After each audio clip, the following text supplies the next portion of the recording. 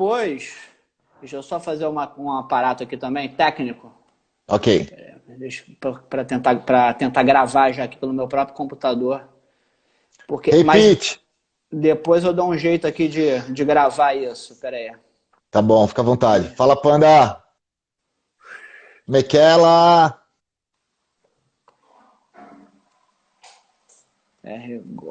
Dói. Tamis. Fala, Fê. Depois eu resolvo isso aqui. Vamos lá, Fica vamos lá. tranquilo. Fica tranquilo. Não, vamos nessa, vamos nessa. A galera deve estar sem entender nada aí, mas deu certo. No final deu certo. Como é que você tá? Tudo bom, professor? Tudo certo Graças a Deus. contigo? Tudo certo, estamos Conseguimos aqui. aí, avisando a galera aí da Games Magazine, a gente teve que fazer pelo do Godoy, deu algum problema técnico aí, mas depois eu dou um jeito. O importante é só quando você finalizar, você botar para manter no seu stories. Que aí Pode deixar. eu vou conseguir entrar lá e gravo para depois a gente deixar disponível no YouTube também, tá? Para a entrevista não ficar perdida, né? Sim, com E, certeza. cara, iniciando o nosso papo, eu já vou pular aqui a minha ordem de questões contigo, porque eu tinha comentado contigo ontem, né, que era uma grande honra para mim poder falar com você. E eu vou explicar por quê. Eu trabalhei na Games Magazine há muitos anos atrás, né? Depois eu tive na Globo, em outros lugares. Agora estou de volta aqui em Portugal, aqui colaborando de novo com a Grace Magazine. E, cara, eu comecei a treinar jiu-jitsu no início dos anos 90. E quando eu ia nos campeonatos, né, no Rio, enfim, eu vi muito de perto essa galera de São Paulo chegando, né, começando a aparecer nos campeonatos. E você era um dos ícones naquela época, assim, né? Eu lembro muito o Godoy, a galera gritava pra caramba, a torcida tinha uma rivalidade muito forte, né? E acabou que nesse todo o tempo que eu trabalhei na Games Magazine, você foi um dos caras que eu nunca tinha entrevistado, nunca tinha feito nada contigo. Porra, meu irmão, nunca falei com esse cara, né? Mas enfim, finalmente agora eu vou ter a oportunidade da gente ter esse bate-papo aqui e dizer em nome da Games Magazine que é uma grande honra estar falando contigo, porque eu, na época, como atleta, ainda acompanhei muito assim essa chegada de São Paulo. E a minha primeiro toque para assim, a minha primeira questão para você é sobre isso mesmo, né? Pô, você acha que você se considera também? Lógico que antes de você já tinha um pessoal de São Paulo que vinha lutar no Rio, mas abertamente falando, eu lembro que você e aquela galera toda que vocês formavam, vocês foram os primeiros a bater de frente forte mesmo. Vocês não vinham para participar, vocês vinham para fazer frente e tinha uma rivalidade que era sadia, mas era muito forte, né? Comenta um pouco dessa época aí, como é que vocês vivenciaram isso, as aventuras que foram e tudo mais. Cobrinha, primeiramente o prazer é todo meu estar aqui junto com Obrigado. vocês, podendo falar um pouquinho a respeito do nosso trabalho. Para mim é motivo de muito orgulho. E ontem, quando você falou que você tinha aí um porquê especial da entrevista, muito bacana, fico feliz. Na verdade, quando eu comecei em 88, Cobrinha, tinha um ranço muito grande com o jiu-jitsu de São Paulo. O pessoal do Isso. Rio falava que a galera de São Paulo fazia um judô, né? Aham. Falavam que não tinha realmente atletas com relevância. E eu, desde cedo, falei, cara, se realmente lá que nasceu essa arte, se é lá que estão todas as pessoas de relevância dentro do meio, eu preciso começar a conviver com isso desde cedo. Então, eu nunca me esqueço que em 1988 eu fui lutar a primeira Copa Overseas em Laranjeiras, eu ainda era um faixa Aham. branca. Então, eu fui desde o começo me jogando lá para dentro, fui participando Copa Ciclone, Copa High Level, Copa Company, Barra Mares, Atlântico Sul, todos os campeonatos, e com muito orgulho, sim, teve pessoas que antes de mim levaram o nome de São Paulo, teve até uma pessoa que eu cheguei a ver e que realmente eu vi ganhar alguns campeonatos, que era o Luciano Zafir, né, que ele era um artista, mas ele era um Sim. cara que competia em algumas competições, e eu lembro que de faixa azul e faixa roxa eu cheguei a ver ele competir e ganhar algumas competições aí no Rio de Janeiro, e para mim aquilo era um motivo de estímulo.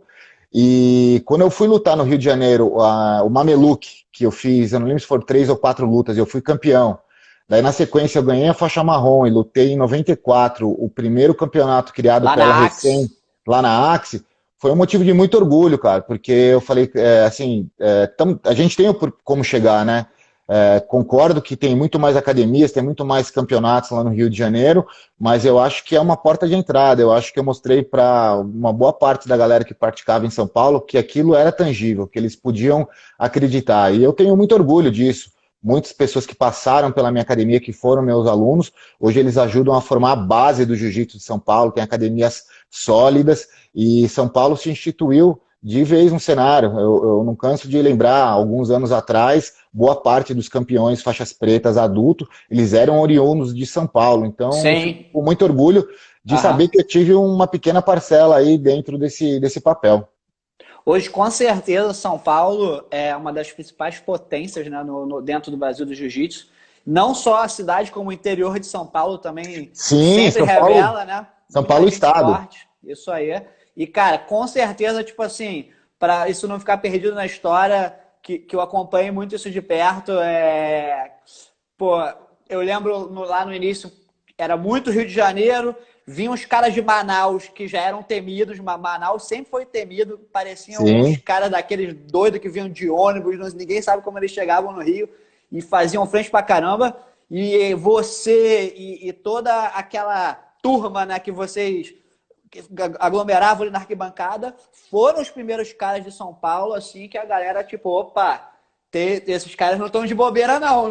Esses caras estão vindo bater para bater de frente mesmo. Muito, muito legal. E, enfim, eu fico contente, assim, na época tinha aquela rivalidade, mas, pô, a gente vê, pô, eu fico muito contente de ter acompanhado isso de perto também, né? Que era curioso, né? Assim, falando como carioca, era curioso pra gente no Rio, tipo assim, caraca, os caras, como é que será que eles treinam lá, né? O que eles estão fazendo lá? E, cara, pegando já esse gancho, conta um pouco das aventuras que eram nessa época aí, a loucura que era para você ir competir no Rio. Acabava que tudo era no Rio, né? Os principais. Hoje em dia nem é mais no Brasil, né? É fora do Brasil. Mas vocês tinham que vir muito pro Rio. Enfim, depois você é um cara que... Acho que o Pan-Americano é um campeonato que é muito forte na sua história, né? Os pães Sim, de jiu-jitsu, né? sim. Mas comenta um pouco como é que era a aventura nessa época, sem grana, sem patrocínio, sem nada. Ah, na verdade, assim, eu costumo falar que quem tem história conta, quem não tem viveu dos outros, né? Pô, dá para escrever não um livro, dá para escrever muitos livros Eram praticamente uma aventura, né, cara? Quando a gente Aham. falava de se jogar pro Rio de Janeiro, a gente, porra, saía de comboio, saía de 5 carros, tinha aluno que ia de CG com outro na garupa, fazia aquela Serra das Araras no meio do comboio dos carros, e carro que rodava. Então já era uma aventura quando saía de casa, nós tudo moleque, né, meu? Tudo doido. Então a gente ia mesmo que pro desconhecido, cara. Mas eu posso te falar que dentro dessa minha história, dentro dessa jornada, dentro das artes marciais, nunca foi diferente. Hoje Aham. passa por um momento muito mais maduro, muito mais saudável, mas eu costumo falar, cara, quando a gente foi para Curitiba também, lutar os meca, porra, quando saía daqui já era calor, meu, porque quando chegava lá em Curitiba já tinha os caras lá da chutebox já causando uma pressão em cima da gente, etc. Quando a gente Aham. ia pro Rio lutar, naquela época, a hora do confronto contra o pessoal do Ryan, então chegava lá, já era tensão na arquibancada, tensão na pesagem que era feita um dia antes, né? Pô, não dá para me precisar uma das aventuras, né? Mas eu posso dizer que quem participou daquela época do jiu-jitsu, somente na época do Tijuca ali, cara, pô, o que não faltava era emoção, começo, meio e fim, desde a ida, hospedagem, o ato de competir, de estar caindo lá para dentro, ter que se resguardar ainda por trás, porque tinha sempre aquela história da incerteza, né, cara? Mas foram bons momentos. Eu acho que a galera de hoje em dia não respirou esses ares, mas eu, com muita honra ali, tenho muita paixão por essa história que eu vivi. Foi muito bacana. Boa. Cara, comenta aí, essa é uma pergunta que eu sempre gosto de fazer para as pessoas. Como é que o jiu-jitsu entrou na sua vida? Eu já li um pouco a respeito. Foi um argentino que acabou te colocando no jiu-jitsu, né? Pelo que eu já li, pelo menos, né? Na própria Gracie Magazine, aliás. Então, inusitado. Como é que foi isso? Por que você teve interesse? E, enfim, fala um pouquinho da sua trajetória nesse livro. Você começou no Belling, né? Depois você foi com o Valdomiro, não é isso? Isso. Que é um cara também super pioneiro em São Paulo, né? Dá essa história aí pra gente saber. Bom, quando eu era mais novo, não tinha essa história de ter campeonato de jiu-jitsu, não tinha como se tornar um campeão brasileiro, um campeão paulista, não tinha isso, né? Eram campeonatos muito pequenos e eu não vinha ter conhecimento do jiu-jitsu por causa de competição. Na verdade, eu andava com uma galera que gostava muito de, porra, sair na porrada, né? Os caras tinham várias turminhas, várias ganguezinhas que representavam bairro, colégio, e o pessoal se reunia e quase sempre era frequente, era porrada. Ia pra balada, era porrada, era uma coisa da galera que a gente andava. E Aham. esse argentino, ele era meio que o líder do bando que eu andava. E um dia ele foi passar um final de ano no Rio de Janeiro. E quando ele voltou, ele chegou para mim, meu apelido era Dino. Ele falou: Dino, se você quiser aprender uma parada que vai te garantir para sair na mão com qualquer um, você tem que aprender essa parada. Ele me mostrou uma revista Trip, que tava o Rickson fazendo um alongamento Aham. lá e algumas fotos. Mas plasticamente, para quem olha ali uma foto, um cara pegando um armlock no outro, então você não entende bulufas, né, meu, no começo, né, cara? Mas o argentino chegou para mim, era o cara que eu pagava um pau na época, e falou: Meu, é isso aqui que os caras me quebraram, cara. Eu não tive a menor chance de sair na mão com ninguém lá. Você tem que aprender. Então, quando aquele cara falou para mim, eu falei: Meu, eu preciso dar um jeito de aprender essa arte marcial, né? Daí eu fui procurar saber aonde tinha aqui em São Paulo. Não tinha mídia envolvida, não tinha internet, não tinha nada disso, e eu descobri algumas pequenas escolas, mas nenhuma com esse histórico do Vale Tudo na época, embutida na sua prática, né? Tão clara. Aham.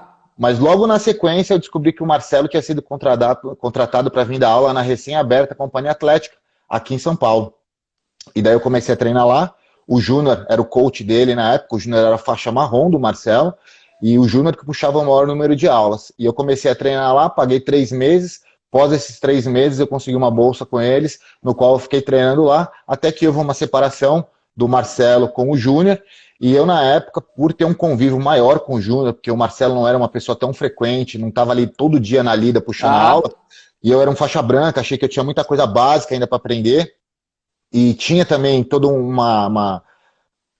Eu tinha um sentimento de pertencimento ali com o Júnior, porque eu, como aluno, eu me identifiquei com ele, e eu continuei com ele, e o Marcelo foi fazer o trabalho dele. Legal, cara. Como é que foi a evolução até você ter sua equipe? Enfim, até você começar a andar com os seus próprios pés aí no jiu-jitsu? Bom, essa época que eu comecei a treinar com o Júnior, que eu fiquei treinando com o Júnior, era em 89, e daí eu vim trabalhando junto com ele, até mais ou menos 95, quando daí eu falei: Meu, não sei se é isso que eu quero na minha vida, não sei se eu vou continuar dentro do jiu-jitsu. Eu fiquei 6 meses fora do jiu-jitsu, peguei uma hepatite, fui fazer uma trip para a Amazônia, peguei uma hepatite, e Aham. nessa que eu estava em casa, me resguardando, melhorando essa hepatite, o Macaco, a gente tinha alguns amigos em comum, o Macaco me ligou, falou: Rô, tem um cara que abriu uma academia aqui, um super pico, e ele abriu para o mestre Flávio da aula, não está acontecendo, não está virando como tem que ser, e o cara fez uma super proposta para a gente pegar e tentar erguer essa academia, né? E antes disso, antes de eu parar e ficar esses 6 meses fora, foi bem naquele boom que teve os MMA em São Paulo, teve o Sim. Vale Tudo, o Torneio Brasileiro, Macaco bombando, eu também tinha feito algumas lutas, e tinha muitas pessoas procurando saber aonde a gente ia em que meio a gente ia se enfiar pós essa saída do Júnior. Então, passou esses 6 meses, eu me recuperei da hepatite, a gente startou em começar a dar aula nesse lugar, que era a antiga Fight Factory, e ali que surgiu a Godoy Macaco. Posterior, depois eu me separei do Jorge em 2001, criei a Godoy Jiu-Jitsu Clube, foi até meados de 2013, foi quando eu tive essa ideia, falei: Cara, eu preciso pensar um nome mais genérico para o time, que não leve tão latente o meu nome, que não seja uma coisa Aham. tão gritante. E daí eu criei a G13 Brasília Jiu-Jitsu junto com todos os diretores e toda a nossa turma lá. Foi mais ou menos assim. Mas eu diria que assim, foi muito paixão que sempre me manteve dentro da modalidade. Não faz muito tempo que eu cheguei e falei: Cara, isso realmente é o business da minha vida, é Aham. isso que eu quero para o resto da vida. Eu acho que eu posso proporcionar plenitude na vida de outras pessoas através do jiu-jitsu, toda essa galera que acredita. Então não foi um negócio que eu tinha lá atrás, porra, isso vai ser o meu business. Eu fazia por paixão, por tesão, muita vontade de estar dentro do tatame. Sempre tive essa ligação muito próxima com essa história de lutar. Meus irmãos mais velhos lutavam. Eu tinha feito um pouco de judô e karatê antes de entrar no jiu-jitsu. Então sempre foi muita paixão que me motivou, e depois quando eu me encontrei dentro do jiu-jitsu, daí, meu, foi tipo um navio na inércia, cara. Ele vai embora há Aham. muito tempo depois do navio desligar o motor. Foi basicamente isso. Legal, cara. Cara, teve toda essa rivalidade, né, que vocês começaram enfim, na medida que vocês foram batendo de frente na competição, nas competições, começou a criar aquela rivalidade de São Paulo e Rio, né? E também tinha aquela, assim, acho que um dos ápices disso era aquele torneio que tinha de lutas casadas, que tinha em São Paulo. Era alguma coisa da amizade, né? Taça da amizade, taça da amizade. De amizade não tinha quase nada ali, né? Que o bicho pegava, né? Porra, literalmente. Mas, enfim, eu lembro que você fez uma luta com a Mauri Bittetti, uma luta muito dura, né? Acho que foi 0-0 a luta. Acabou. Não. Se eu não me engano, a Mauri, ele deu um coach em mim, acho que ele ganhou por 2-0. Entendi, conseguiu uma queda. Mas, cara, Conseguiu uma queda. Uma luta duríssima ali com um cara que era... Não sei se na época ele já era bicampeão mundial absoluto, talvez já fosse, ou algum dos mundiais já tinha ganhado, mas ele com certeza já era um nome consolidado, né, da Carson Gracie.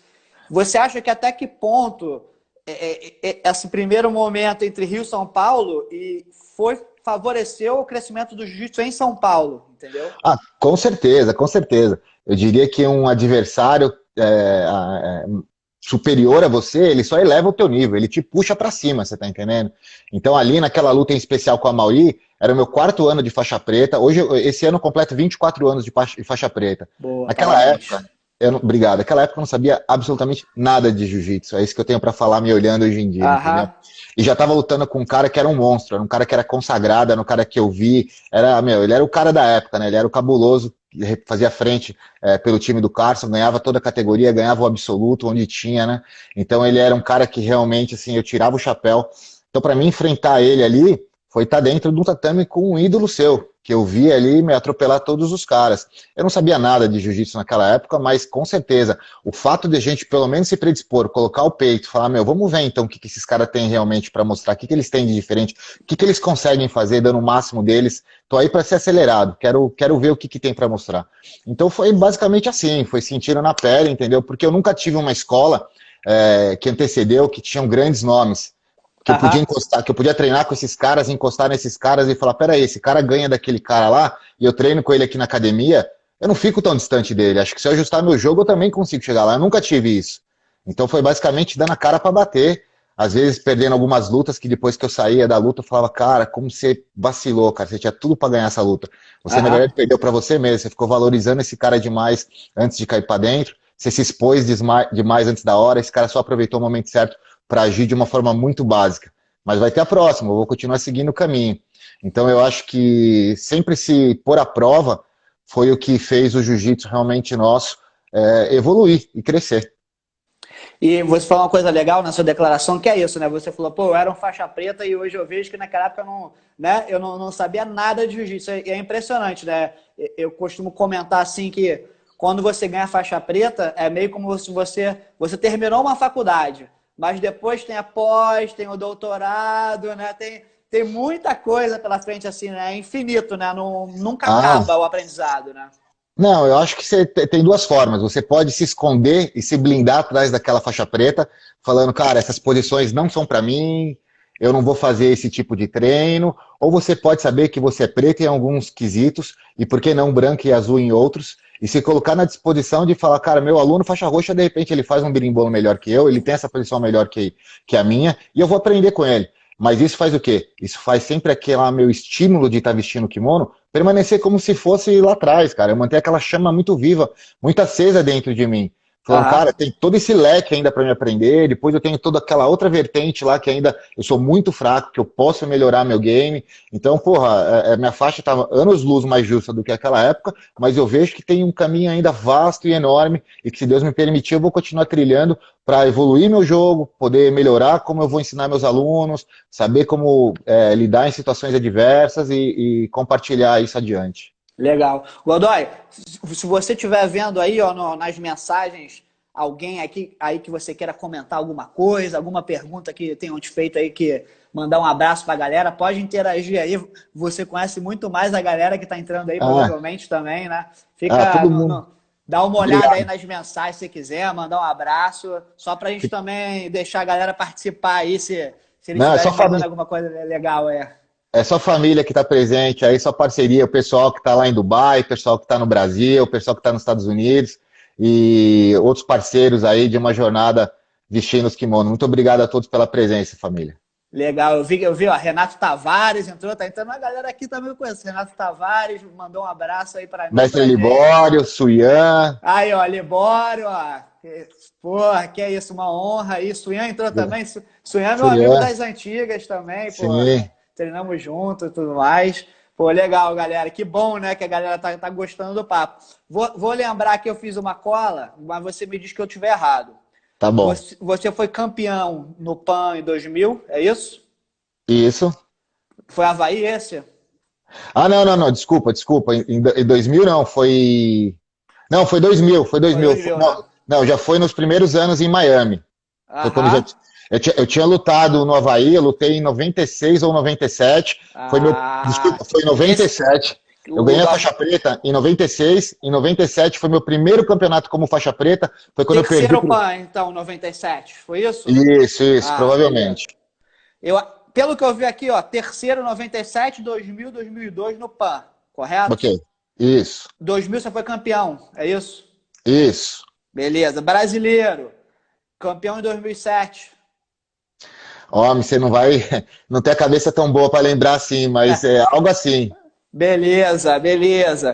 Mundial você ficou terceiro algumas vezes, não é isso? Sim, com certeza. Fiquei terceiro algumas vezes. Tudo de adulto aí, pondo Tudo São Paulo lá no topo. Legal, né, cara? É só para quem não acompanha tanto, né? Como a gente falou tanto, pô, esse cara botou o jiu-jitsu aí na mira de São Paulo, tal. Só pra gente citar aí alguns dos títulos. Se eu for entrar em Master, então, meu irmão, aí eu nem vou falar que eu vou ficar até amanhã, que eu já vi lá os seus resultados de Master, é título pra caramba que não acaba mais, né, cara? Parabéns. Sim. Aí, cara. Obrigado. E me diz uma coisa, você, em dado momento, você fez um movimento que, cara, naquela época, praticamente era obrigatório no jiu-jitsu, né? Hoje em dia, a gente já não vê isso necessário. Ir para o MMA, você fez suas lutas para o MMA.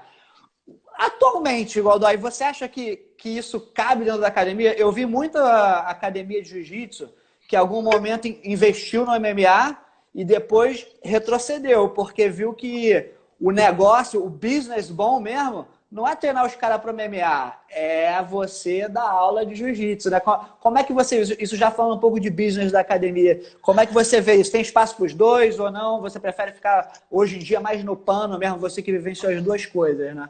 Não, o foco do nosso time da G3 é exclusivamente o pano, né? A gente entende que houve toda uma revalorização da nossa modalidade e o jiu-jitsu com certeza é um super produto para ser trabalhado em todas as faixas etárias, diferente do MMA. Não que você não possa ter sucesso dando aula de MMA. Eu conheço algumas academias aqui nos Estados Unidos que os caras dão aula para criança, etc. E tem lá bombando suas aulas. O nosso foco é exclusivamente o jiu-jitsu. Na minha época era diferente. Você migrava para o Vale Tudo para, na verdade, receber uma validação dentro do seu próprio esporte, dentro do jiu-jitsu. Porque era praticamente incabível naquela época você se tornar um faixa preta e não ter feito algum Vale Tudo, né? Então a gente lutava representando uma bandeira do jiu-jitsu.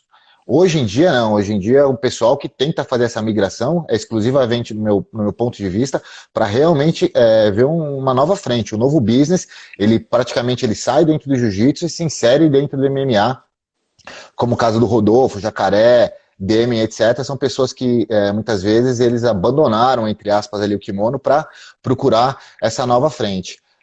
Mas eu não vejo como querer colocar na mesma balança, na mesma toada, o MMA como produto em relação ao jiu-jitsu. O jiu-jitsu, como eu disse, ele teve uma super revalorização. Nós vemos mulheres, pessoas mais velhas, crianças cada vez mais se inserindo dentro da nossa modalidade, e a nossa expertise realmente é vender o produto jiu-jitsu. É nisso que a gente foca 100% as nossas ações. Aham. Indo nessa pegada que a gente está falando, já indo para... Antes de eu fazer essa pergunta, uma dúvida. Você que venceu esses dois lados, quem hoje do jiu-jitsu que você curte que está no MMA, que faz realmente o jiu-jitsu no MMA, que você acompanha? Assim, o cara que eu sou mais fã dentro do jiu-jitsu que migrou para o MMA e que eu também admiro o jogo era o Rodolfo. Rodolfo, no meu ponto de vista, ele era um cara que ele era um monstro competindo, né, de kimono. Ele, derrubava, passava, fazia guarda, etc. E eu sempre, admirei muito o jogo dele. Tanto que eu não acreditei quando ele... Porque ele já estava vivenciando talvez uma nova fase do jiu-jitsu, em que atletas estavam participando de eventos mais bem remunerados, etc. E ele abandonou para correr atrás do MMA. Mas sem via de dúvidas, o Demian é o maior representante que a gente tem dentro do UFC. Tem o Charles do Bronx também, fazendo um ótimo trabalho. Mas eu diria que basicamente são eles, Rodolfo, Jacaré, Demian, Charles do Bronx, são eles os atletas aí que levam com maior notoriedade a bandeira do jiu-jitsu dentro do UFC ou dentro do MMA hoje em dia. Legal, cara, legal. O Demian usa muito o chão, né? É que, tipo assim, a galera do jiu-jitsu em si fica às vezes um pouco chateada porque, pô, o cara começa na MMA e vira um striker, né? Sim. E a gente fica contente, apesar do público mais leigo odiar, né, o cara que só usa o jiu-jitsu ali, né? Eles querem ver a pancadaria, a gente fica mais contente, né, com um cara igual o Demian, igual as pessoas que você citou mesmo, que aplicam realmente a essência, né, do jiu-jitsu ali, né, no octógono. Agora, sim, voltando à questão, a gente falou dessa questão do MMA e o jiu-jitsu, que hoje foca mais no pano, tal. Só que dentro mesmo do pano, a gente tem hoje duas vertentes, né? A gente tem o cara que compete e o cara que, tipo assim, cara, não tem interesse em competir, né? A minha vontade aqui é fazer um exercício, aprender a modalidade, enfim, os diversos outros benefícios que o jiu-jitsu traz pra gente, que são muito além da competição, né? E como é que você consegue coordenar isso dentro da sua equipe? Você ter uma atenção para o cara que quer competir e, ao mesmo tempo, você também não se disputar com esse outro pessoal que dizem, né, que é a maioria nas academias, que quer estar ali só para praticar um esporte mesmo, conhecer o jiu-jitsu e ama do mesmo jeito a modalidade. Como é que você consegue fazer essa balança aí na sua equipe, Godoy? Bom, eu acho que tem que ser bem claro para a pessoa que pensa em ter o jiu-jitsu como um business, ele tem que ter um resguardo e um cuidado e toda uma metodologia focada realmente para o aluno em que não pense em competir. Essa é a nossa visão. Ali dentro, o nosso programa todo ele é feito baseado em pessoas que querem vir treinar, querem vir melhorar, evoluir seu jiu-jitsu, querem muitas vezes, eles chegam com um discurso que não quer treinar forte, mas acaba caindo para dentro dos rolas pesados, mas não necessariamente esses caras vão se inserir dentro do campeonato. Aquele número, para mim, é bem pautável, de 10% realmente ser um público que compete, que pensa em ter isso como uma profissão, e os outros 90% são aqueles alunos que vão lá para fazer a sua higiene mental, física, seu hobby, se socializar com os outros alunos. Então, como a gente tem realmente uma empresa, a G13 é uma empresa, o nosso foco é 100% ele. Todas as nossas aulas são voltadas para essa galera. Lógico, a gente tem dentro da semana nossos treinos voltados para a competição, para aquele pessoal que quer treinar mais aguerrido, e que um ou outro aluno desses que não pensa em competir sempre acabam frequentando para tentar o quê? Se testar, se provar, né? Então eu acho bacana, eu aconselho para muitos alunos que querem, porque eu costumo dizer, não adianta você saber ser o rei das técnicas, mas você não tomar pressão, porque se você não toma uma pressão, você não sabe realmente como você vai lidar numa situação adversa. Você é construído pela pressão que a vida te coloca na vida. Eu sou basicamente fruto disso, né? As dificuldades não me enfraqueceram, as dificuldades, na verdade, me prepararam. E é isso que eu tento passar, mas eu acredito que cada aluno tem seu tempo, tem o momento certo para isso. Então, a gente sabe certinho esse fiel da balança ali, a hora da gente dar uma pressão a mais um aluno, mas, no geral, a gente trabalha focado para o aluno que vem buscar o Brazilian Jiu-Jitsu como um esporte, como uma prática que não necessariamente ele vai ter que cair para dentro da competição e que passa a ser um produto comercial super vendável. Aham. Essa você acha que é realmente a pegada, né? Com tem que olhar certeza. esse público, né? Se você pensa em ter uma equipe de sucesso, em viver do jiu-jitsu comercialmente, que aquilo realmente traga um ganha-pão para você, é isso, cara. O nosso foco é 100%. A gente pode falar de competir, de medalha e paixão, mas no final das contas o que vai contar é o dinheiro no bolso? É o dinheiro no bolso. Então, pode mexer nessa estrutura, vamos arrumar isso aí, cara. Você não vai conseguir achar tantos cascas grossas suficientes aí que tenham dinheiro para ficar pagando.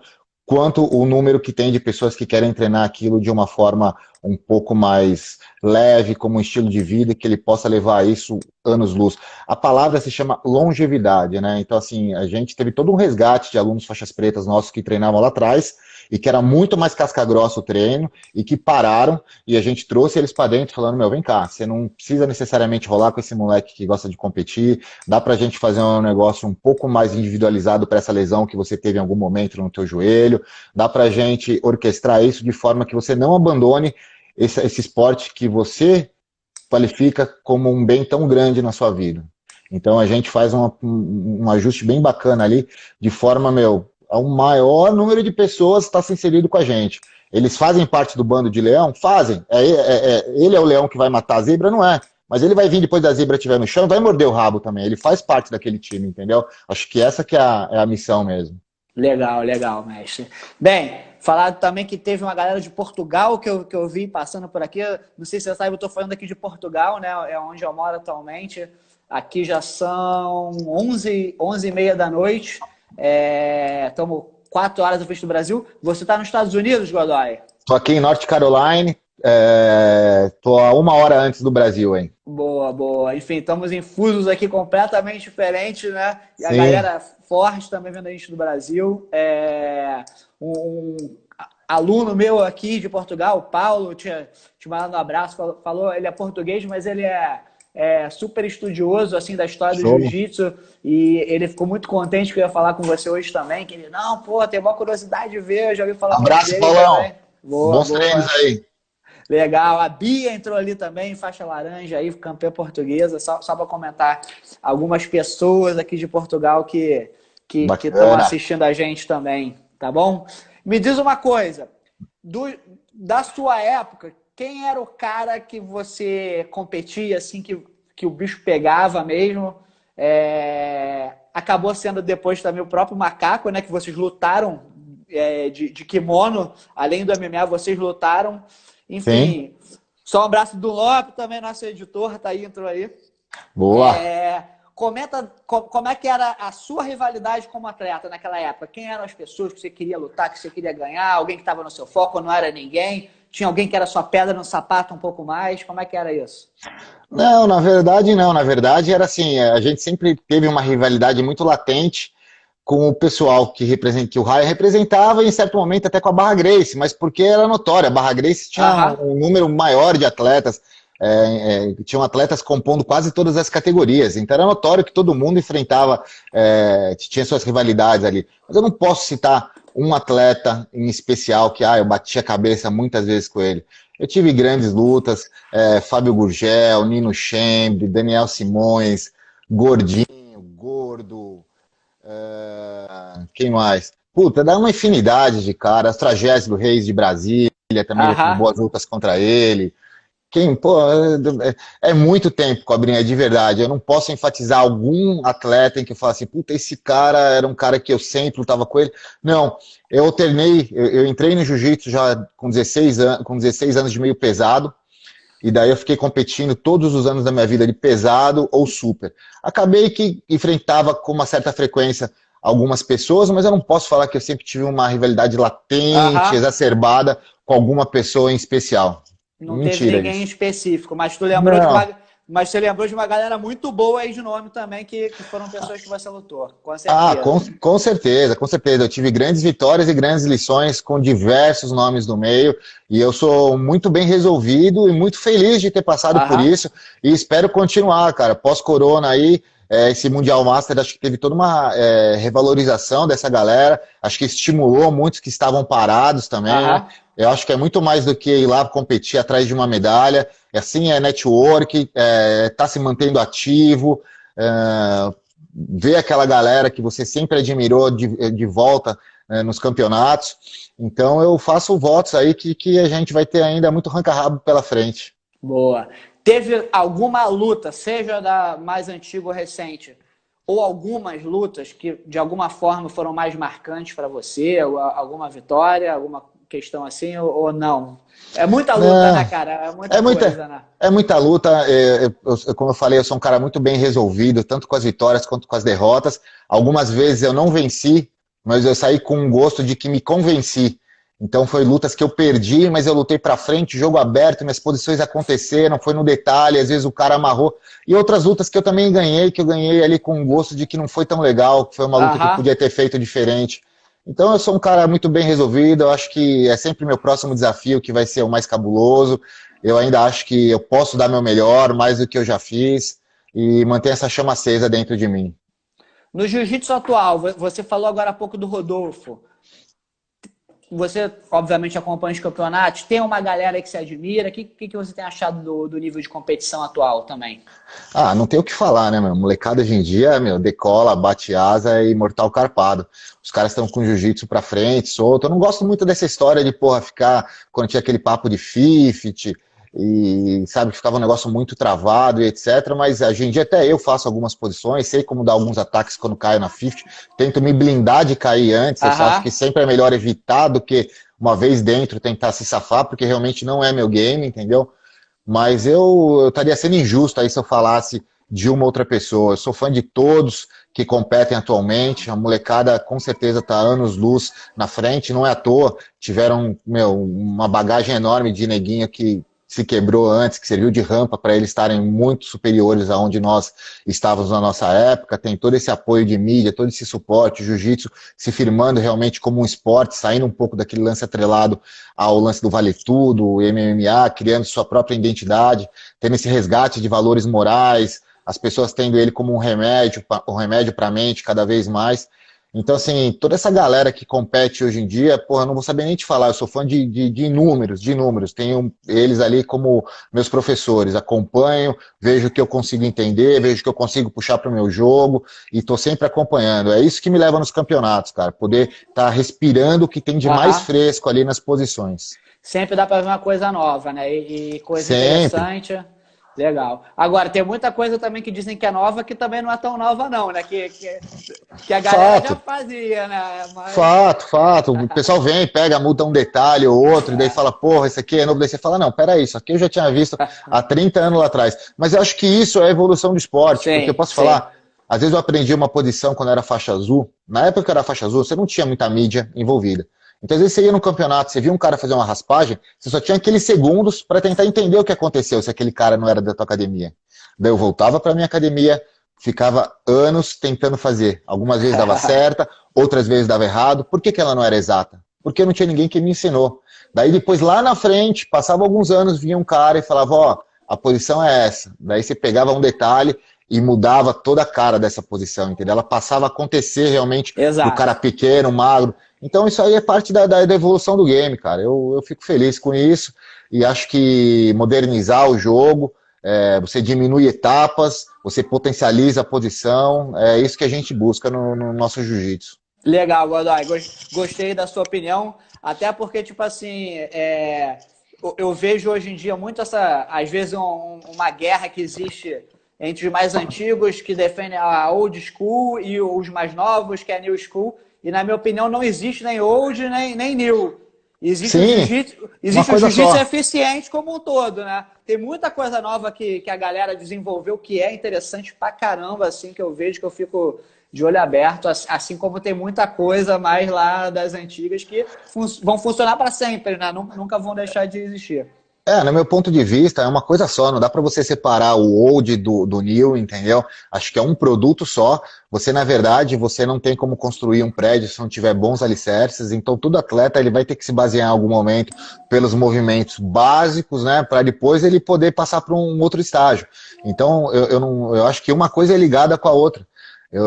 Não tem como distinguir, separar. Não dá para um cara vir e querer só birimbolar direto, mas ele não sabe os fundamentos de guarda de la riva, de como entrar para dentro, etc. E assim vai. Legal, cara. Me diz uma coisa, Godoy. Fala da sua equipe pelo mundo, como é que tá, filiais pelo Brasil, ao redor do mundo. Dá um parecer aí pra gente saber como é que tá a sua equipe. Bom, a G13 hoje é um universo de cerca de 107 academias pelo mundo. Basicamente o maior número em São Paulo e no Brasil.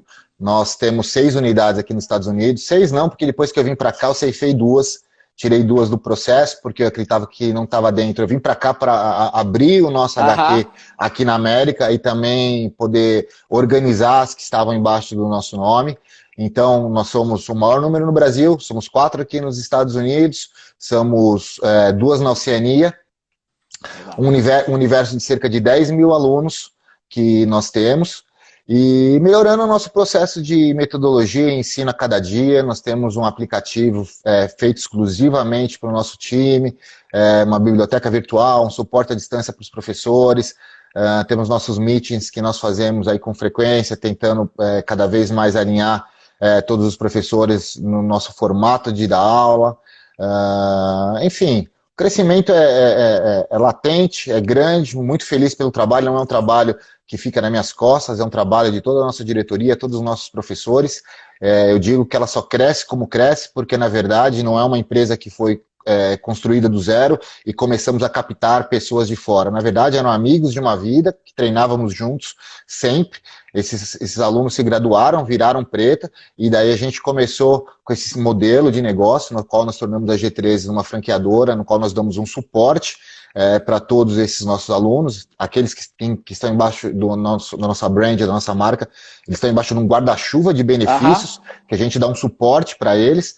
Então, a gente cresce como cresce, na verdade, pela qualidade das pessoas que estão junto a nós e que não são pessoas que se juntaram a nós estritamente pelo modelo comercial da G13, mas sim são amigos de uma vida, e o que faz seu trabalho mais fácil, mais gratificante, né, cara? A gente todos juntos, no mesmo entender, na mesma visão, levando a bandeira do jiu-jitsu e da G13 junto. Então, eu tenho certeza que a G13, como eu falei, é um trabalho de longa data, mas ela foi instituída realmente em 2013, depois que a gente criou o modelo da G13, a gente teve pessoas que eram do grupo e que tinham em algum momento ido seguir carreira solo, que voltaram para o grupo, como o Tosi, como o Fepa, entre outros, e que fortalece cada vez mais o nosso entender de que a gente está seguindo o caminho correto, que a gente está crescendo, está proporcionando uma melhoria, uma evolução, o time está coeso, e é isso. Pós-corona a gente tem muitas coisas para realizar. A gente está muito feliz aí, determinado, temos uma meta onde a gente quer estar daqui 3, 5 anos,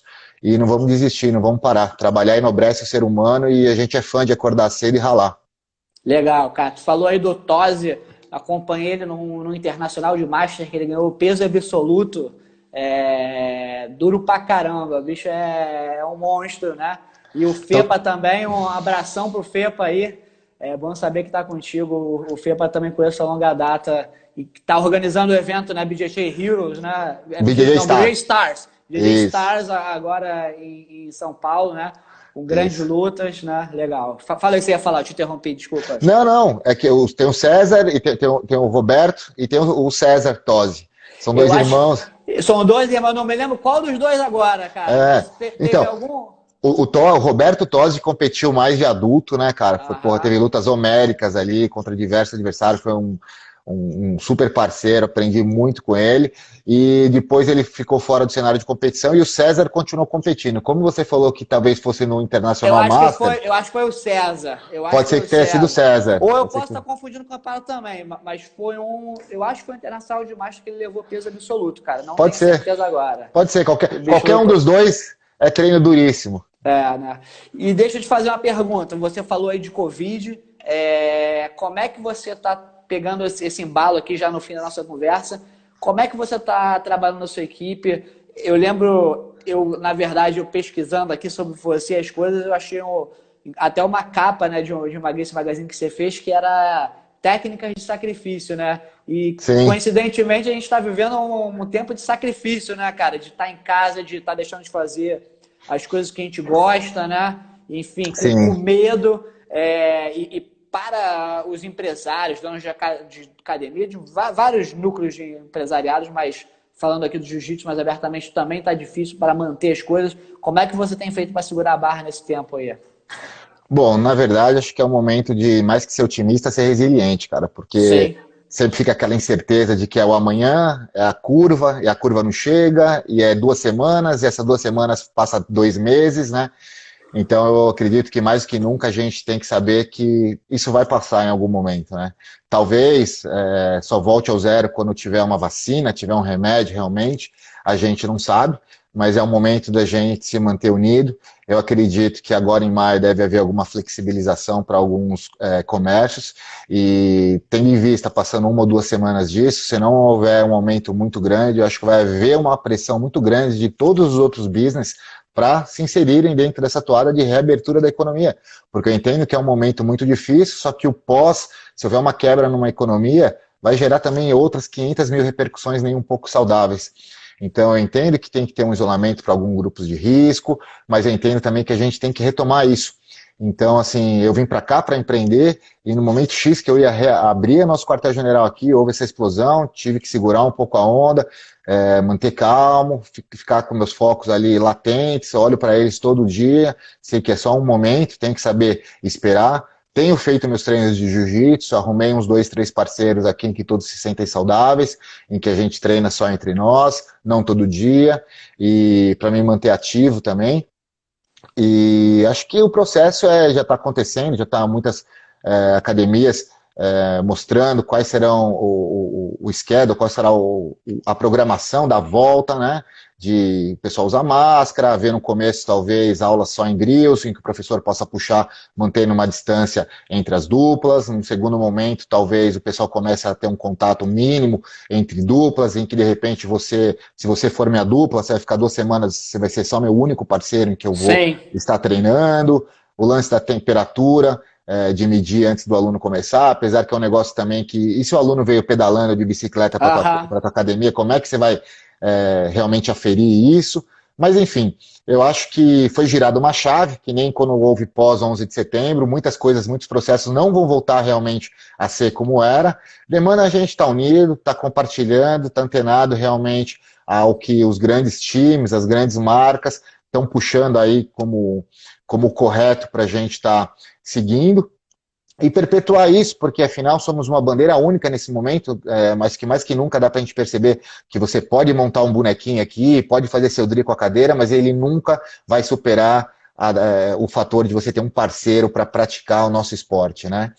Então a gente vai ter que realmente ter um pouco mais de zelo, ter um pouco mais de cuidado, mas as coisas vão voltar. Eu tenho muita fé em Deus de que tudo vai voltar, a gente vai continuar empreendendo, a gente vai crescer, vamos sair mais fortes e já vamos estar nas pistas novamente. Essa é a minha convicção, é com isso que eu tento passar para os nossos professores. A gente tem feito algumas reuniões, temos passado aí dia a dia, eu acho que é um novo capítulo, não dá para a gente falar qualquer certeza que eu acho que estiverem falando no momento, eu acho que não é uma verdade, porque dia a dia muda um pouco o cenário. Mas eu acredito que a gente deve estar, no mínimo, do meio para o final dessa novela, tirando alguns entraves políticos aqui ou ali, mas eu acredito que a gente está próximo aí de superar. Então, meu voto é, vamos ficar resilientes, acho que o lutador de jiu-jitsu tem isso na sua natureza, então vamos vencer.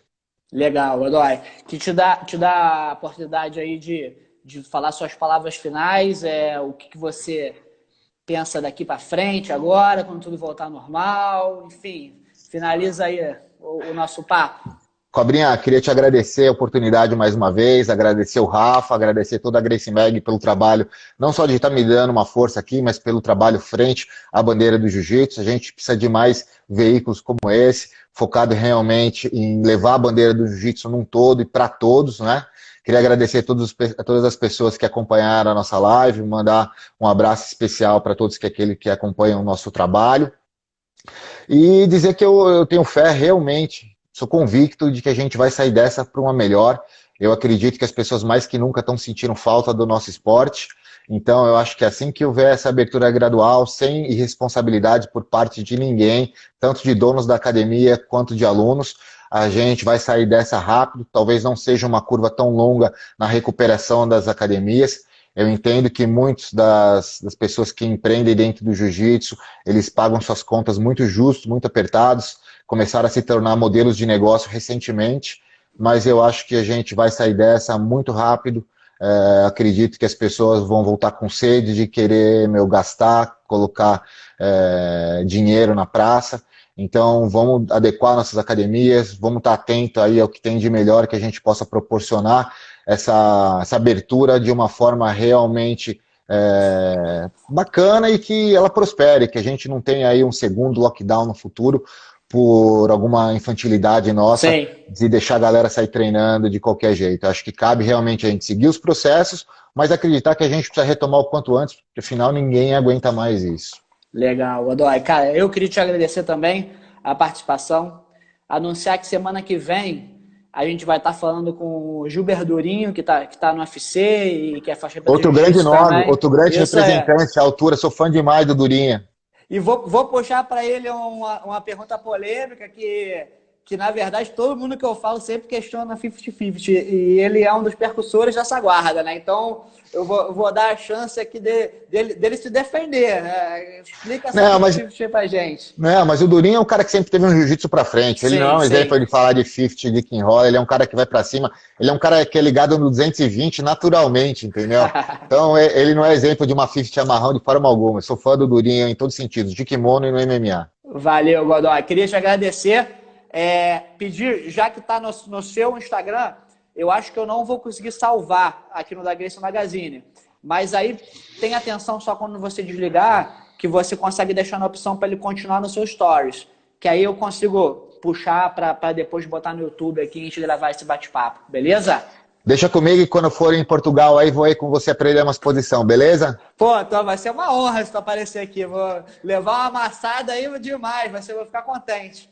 Maravilha, tá marcado. Obrigado, mestre. Valeu mesmo pela participação aí, tá? Eu que agradeço. Amém. Fica com Deus. Um abraço. Obrigado, galera. Valeu. Tchau, tchau. Valeu.